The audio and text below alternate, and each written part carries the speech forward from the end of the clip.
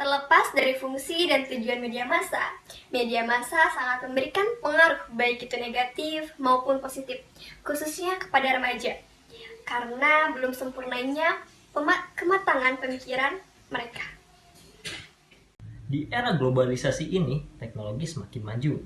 Tidak dapat dipungkiri hadirnya internet semakin dibutuhkan dalam kehidupan sehari-hari, baik dalam kegiatan sosialisasi, pendidikan, bisnis, ataupun sebagainya. Tidak dapat dipungkiri bahwa media sosial mempunyai pengaruh yang sangat besar dalam kehidupan kita. Jadi, bagaimana pengaruhnya media sosial atau media massa terhadap remaja? Get your copy and Let's get started.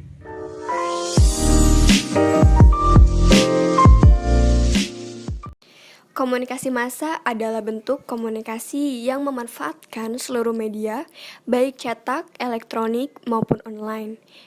Media-media tersebut sangat berguna dalam proses komunikasi antara pihak komunikator dengan pihak komunikan. Mempelajari tentang komunikasi massa tidak akan ada habisnya karena kita sendiri juga sudah mengaplikasikannya secara langsung dalam kehidupan sendiri.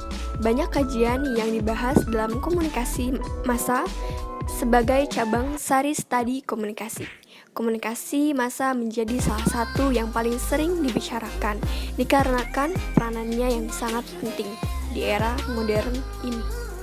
Dengan adanya komunikasi massa, masyarakat bisa memperoleh beragam informasi yang dibutuhkan. Fungsi yang pertama dari komunikasi massa yaitu sebagai media informasi. Yang kedua sebagai fungsi pendidikan.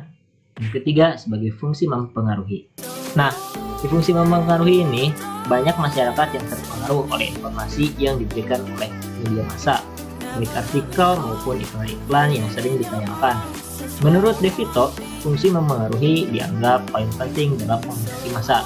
Di samping itu, fungsi mempengaruhi sendiri bisa muncul dari beragam bentuk, yakni memperkenalkan etika, menggerakkan seseorang, mengubah sikap, serta memperkuat sikap.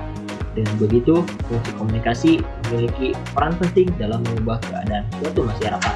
Fungsi yang keempat dari komunikasi massa yaitu hiburan.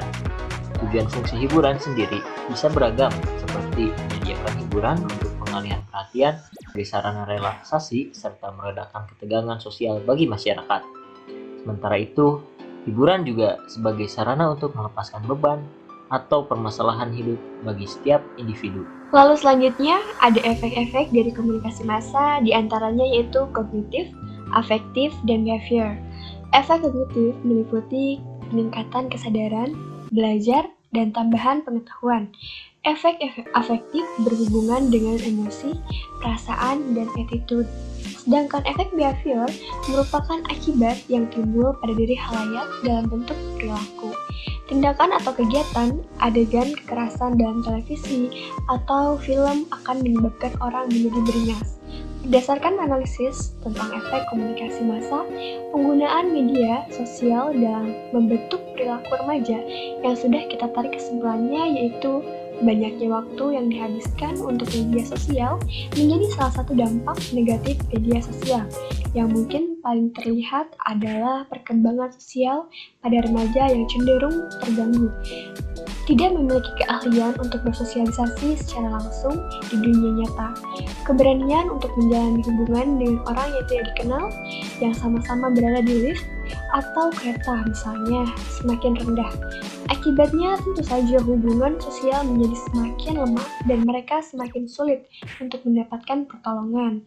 Konten media sosial juga mudah memberi pengaruh negatif, di mana semakin banyaknya pengguna media sosial yang berasal dari remaja nyatanya menyebabkan remaja sangat mudah untuk mengimitasi atau meniru konten-konten negatif yang beredar luas di media sosial.